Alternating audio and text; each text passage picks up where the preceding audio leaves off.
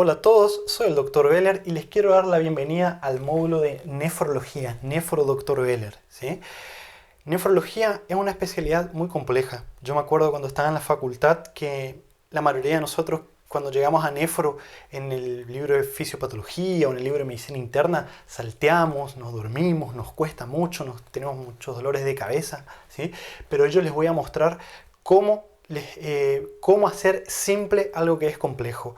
Para que ustedes sepan, nefrología es una especialidad que yo elegí como área de actuación.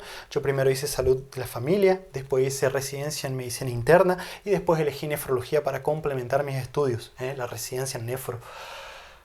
Ahora, ustedes tienen que saber que nefrología sí es difícil y sí es compleja, ¿tá? En nefrología es donde se juntan todas las otras especialidades.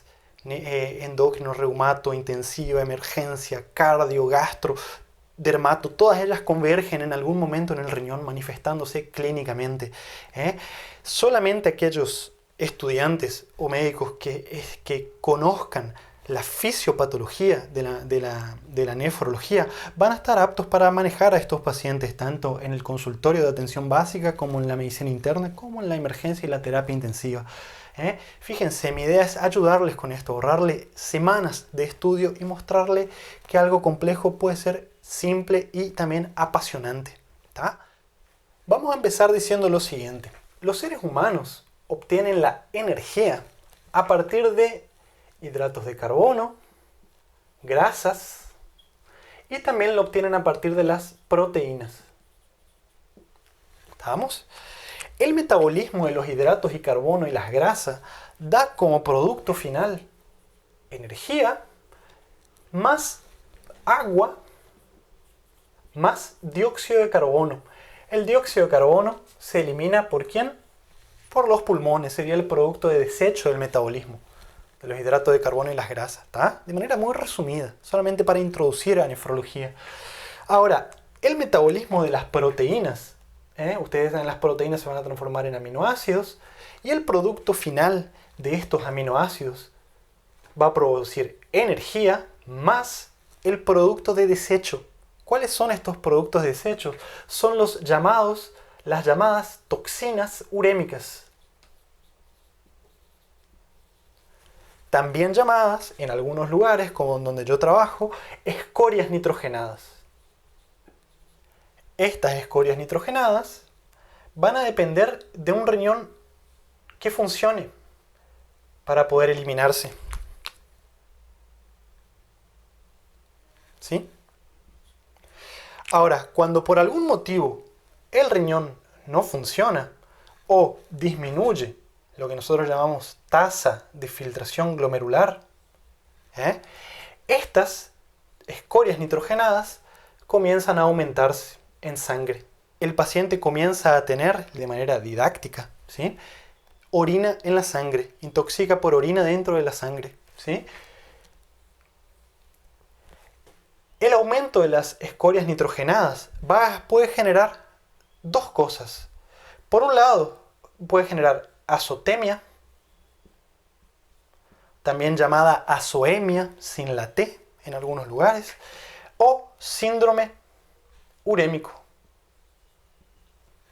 ¿Cuál es la diferencia? La azotemia es un aumento en sangre de las escorias nitrogenadas. Lo que nosotros medimos es la urea, ¿sí? Aumento en sangre de la urea y demás escorias nitrogenadas que ya les voy a hablar. Ahora, el síndrome urémico es cuando el paciente tiene clínica, cuando tiene signos y síntomas. Es un síndrome. Y como es un síndrome, puede ser causado por un montón de patologías.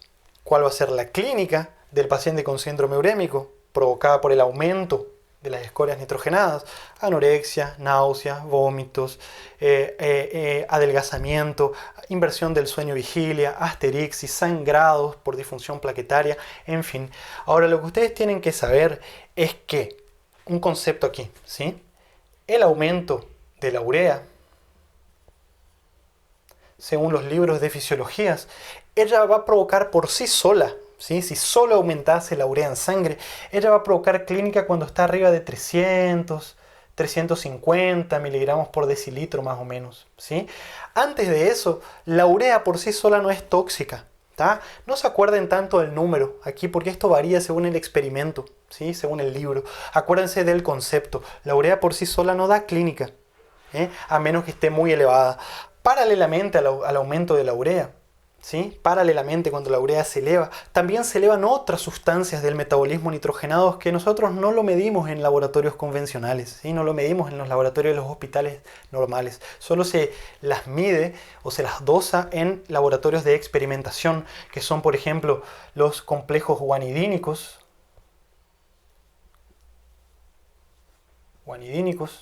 derivado del metabolismo de la arginina, por ejemplo, o las aminas aromáticas derivadas del triptófano, o los indoles, los fenoles. Me quedé sin espacio, por eso no se los escribo aquí, ¿sí?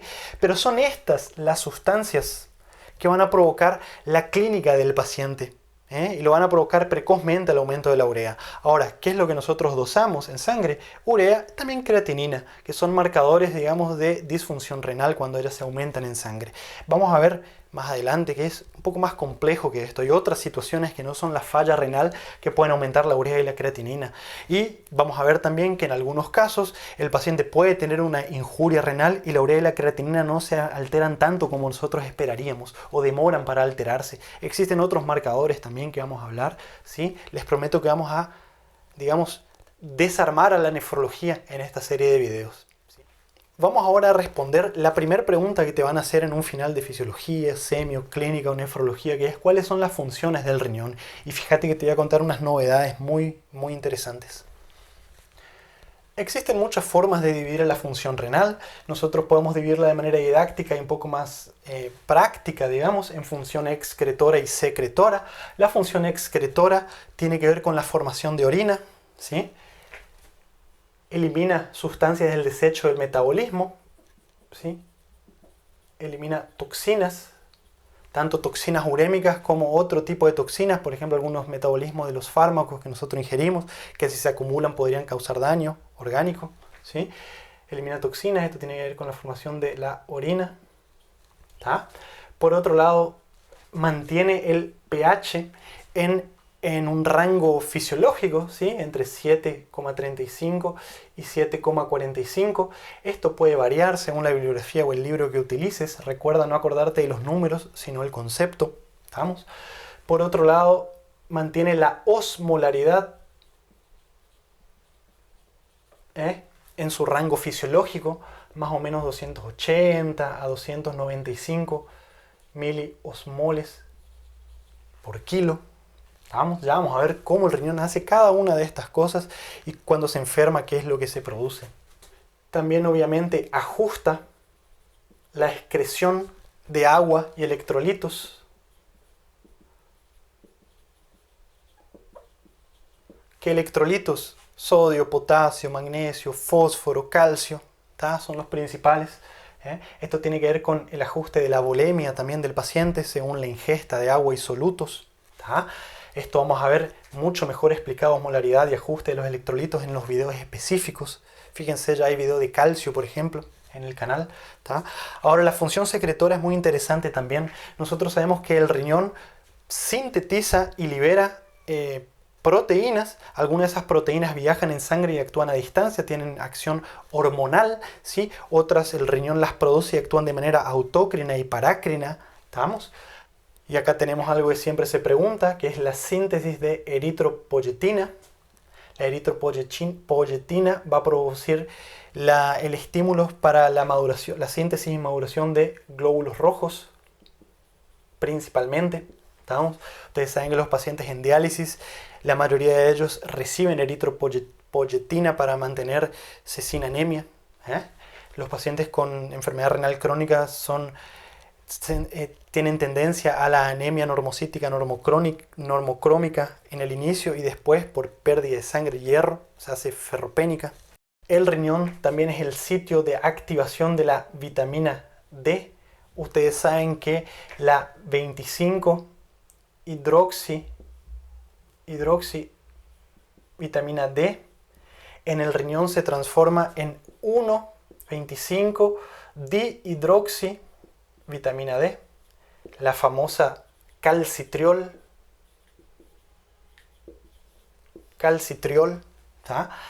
Esto tiene mucho que ver con la regulación del metabolismo mineral óseo, ¿sí? Metabolismo mineral óseo, MMO. ¿Estamos? El riñón también sintetiza y secreta, por ejemplo, renina. Cuando el riñón sensa que tenemos una hipovolemia, sintetiza renina, y esto tiene que ver con el sistema renina-angiotensina. Hay un video específico de esto en el canal. ¿Estamos? Y acá les pongo con otro color algo que es muy interesante y que, por favor, díselo si estás en un examen final, va a resultar muy interesante al profesor, que es la síntesis y liberación de la proteína cloto. ¿Ya escucharon hablar de esta proteína que tiene acción tanto parácrina como hormonal? La proteína cloto, no me va a alcanzar acá, esto necesitaría una clase de 2 horas solamente para hablar de ella, es muy interesante, ¿sí? Pero la proteína cloto es una proteína sintetizada en el túbulo proximal y en el distal, se libera en sangre y actúa a nivel sistémico. Tiene efectos antioxidantes,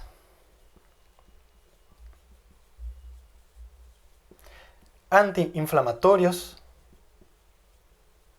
tiene una relación con el envejecimiento precoz, tiene una relación directa con la calcificación vascular.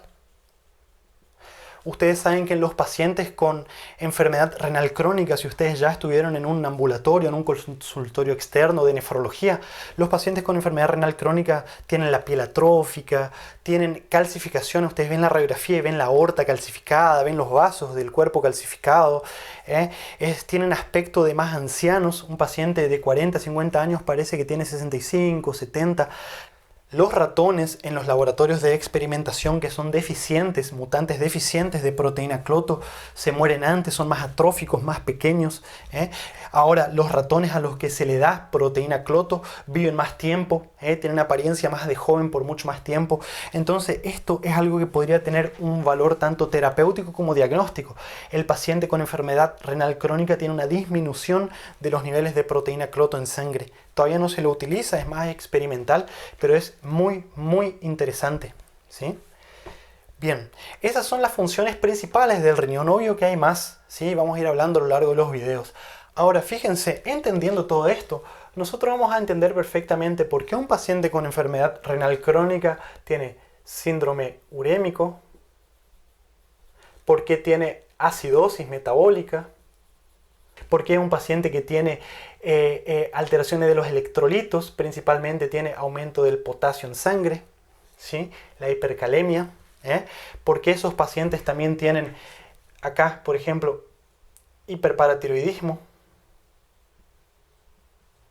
secundario, después terciario, porque esos pacientes tienen anemia, porque estos pacientes tienen un envejecimiento precoz.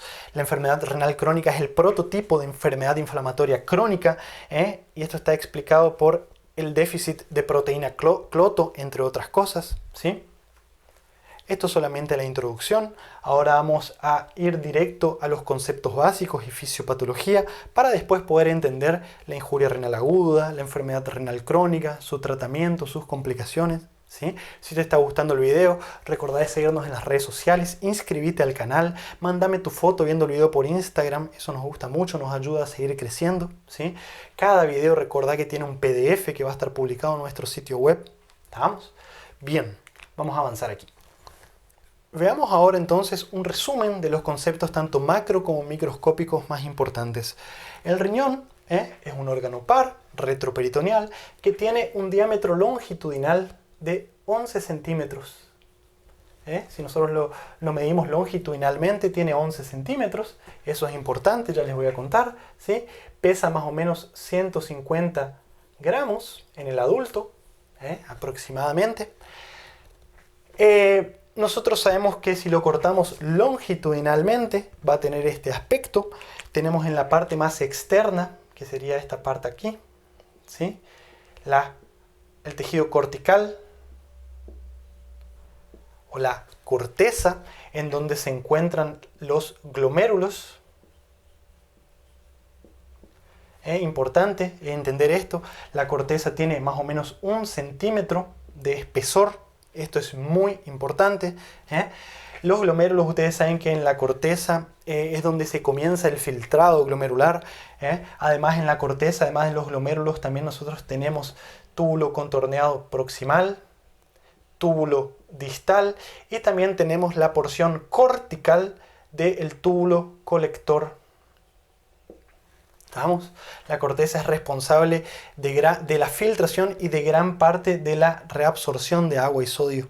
También podemos observar aquí estas estructuras en formas de pirámide. ¿Sí? Si la cortical es externa, las pirámides son internas. Esto representa a la médula renal, ¿sí? Representada por las pirámides de Malpighi, que es el tejido medular.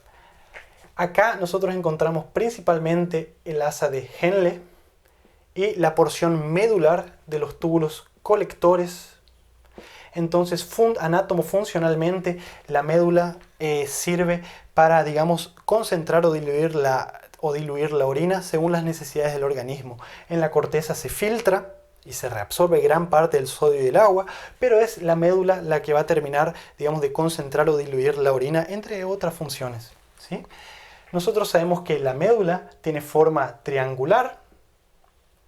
La base de la médula limita con la corteza, eso es muy importante, ya les voy a explicar por qué, ¿sí? A los lados de la médula nosotros encontramos, digamos, estas columnas, ¿sí? Esta parte en forma de columna, que son, digamos, extensiones de la corteza hacia los lados de la médula. Son las famosas columnas de Bertin. ¿Estamos? En la punta de la pirámide renal se encuentran estas estructuras acá, que son las papilas renales. Las papilas son unas estructuras que tienen como unos orificios y es por allí, por esos orificios, por donde sale la orina formada. La orina formada desemboca en los cálices menores. La unión de más o menos 4 o 5 cálices menores, dependiendo del libro que ustedes utilicen, ¿sí? Va a formar los cálices mayores. Y la unión de más o menos 2, 3 cálices mayores va a formar la pelvis renal. ¿Sí? Vamos a entender algunos conceptos importantes aquí. Yo le dije que el riñón mide más o menos 11 centímetros en el adulto. Tanto en la semiología con nuestras manos como en la semiología con ecografía, point of care, nosotros tenemos que saber reconocer esto. ¿Por qué? Porque es pregunta típica de examen y de la práctica clínica. ¿Cuáles son aquellas condiciones que generan insuficiencia renal crónica o enfermedad renal crónica con riñones aumentados de tamaño? ¿Existe enfermedad renal crónica con riñones aumentados de tamaño? Sí. Por ejemplo, la diabetes mellitus, ¿sí? El mieloma, la amiloidosis. Si ustedes quieren un poco más, para el 10 en el examen, la nefropatía obstructiva, Si bien en la nefropatía obstructiva, por ejemplo, un paciente con una hidronefrosis crónica, el riñón en realidad está atrófico, nosotros podemos ver inicialmente en la semiología que parece un tumor, parece aumentado de tamaño por la gran hidronefrosis, ¿sí? Nefropatía obstructiva. También podemos encontrar en la anemia falciforme, riñón aumentado de tamaño. ¿Estamos? En el paciente con HIV también, la nefropatía por el HIV puede causar riñones aumentados de tamaños. Hay más, estas son las principales causas, ¿sí? Y te lo van a preguntar. Otra de las causas son los riñones, la enfermedad poliquística renal, ¿sí? La enfermedad renal poliquística, ¿tá? Todas estas son causas de enfermedad renal crónica con tamaño normal o aumentado del riñón. Ahora yo les dije también acá que la corteza tiene 1 centímetro. Esto es muy importante. ¿Por qué? Porque si a vos te van a preguntar en un examen también, ¿cómo sabes si ese paciente que llegó acá a la guardia, que tiene un aumento de la creatinina, es un paciente con una enfermedad renal crónica o un paciente con una injuria renal aguda? ¿Cómo vas a diferenciar? Existen muchas formas, ya se los voy a contar, pero acá nosotros sí sabemos que la cortical tiene 1 centímetro y nosotros le hacemos una ecografía point of care al paciente y vemos que la que la corteza es menor a 1 centímetro, probablemente ese paciente tenga atrofia, ¿sí? Ya esté esclerosada la corteza. Y nosotros relacionamos esto con enfermedad renal crónica, de cualquier causa, ¿sí? Ahora, yo les dije también que la base de la pirámide limita con la corteza. La base de la médula de la pirámide de Malpighi limita con la corteza aquí. Y esto da un aspecto en la ecografía, se los pongo acá, llamado de diferencia o diferenciación córtico-medular. ¿Qué es la diferenciación córtico-medular normal?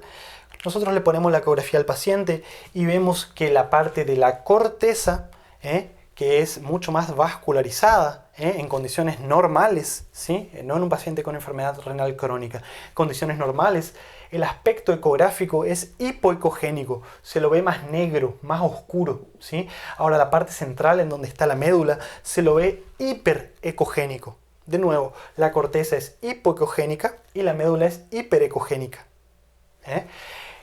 Eso es la diferenciación córtico-medular. Podemos diferenciar bien lo que es la parte medular de la parte cortical. Ahora, el paciente que pierde la diferenciación córtico-medular, la corteza se afila, queda más fina, se esclerosa, se atrofia y queda más hiperecogénica, se la ve más blanca, es más parecida, digamos, con el parénquima que está en la médula. Entonces, eso es la pérdida de la diferenciación córtico-medular típico del paciente con enfermedad renal crónica.